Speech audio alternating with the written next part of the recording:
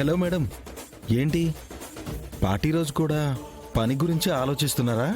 లేదు కేదార్, వదిన్ని భయపెడుతున్న ఆ మనిషి ఎవరా అని ఆలోచిస్తున్నాను. వాడు ఎవడైనా సరే వాణ్ణి, వాడి వెనక ఉన్న ఏ ఒక్కరిని వదిలిపెట్టకూడదు దాత్రి. మనం బయట పెట్టబోయే నిజం వల్ల నా చెల్లెలి కాపురం కూలిపోతుందన్న ఆలోచనే నన్ను భయపెడుతుంది.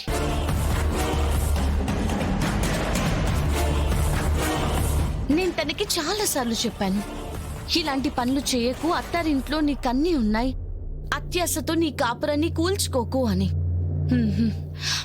వినదే. ఇప్పుడు నిజం వైపు నిలబడలేను, నా చెల్లి వైపు నిలబడలేను.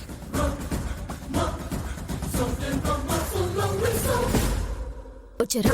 త్వరగా లోపలికి వెళ్దాం పదండి. రండి.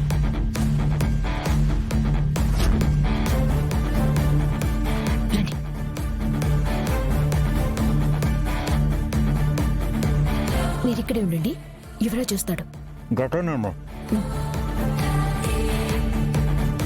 సర్లే, జరిగేది ఎలాగో జరుగుతుంది, దాని గురించి ఎందుకు ఇంతలా ఆలోచించడం? పద.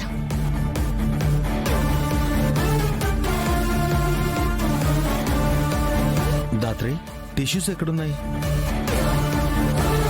అయ్యో, ఇక్కడ లేవు, అయిపోయినట్టున్నాయి. నేను స్టోర్ రూమ్కి వెళ్ళి తీసుకొస్తాను.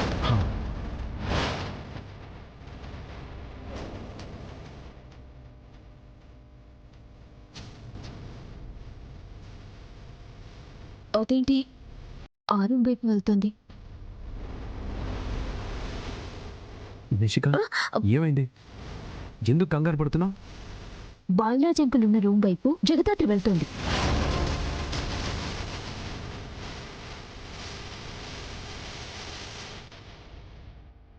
ఇప్పుడు గనుక అది అంకుల్ అక్కడ చూసిందంటే అందరికి చెప్పి గొడవ చేస్తుంది.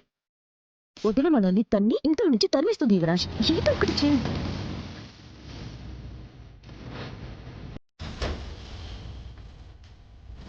దాత్రి, టిష్యూ ప్యాక్ ఇక్కడే ఉంది. సరే.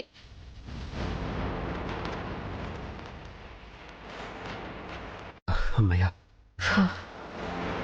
నిషి, అంకుల్ ఇక్కడ ఎక్కువసేపు ఉండడం అంత మంచిది కాదు. ముందెళ్ళి అమ్మని తీసుకునిరా. నేను వెళ్ళి అంకుల్కి ప్లాన్ చెప్తా. వెళ్ళు.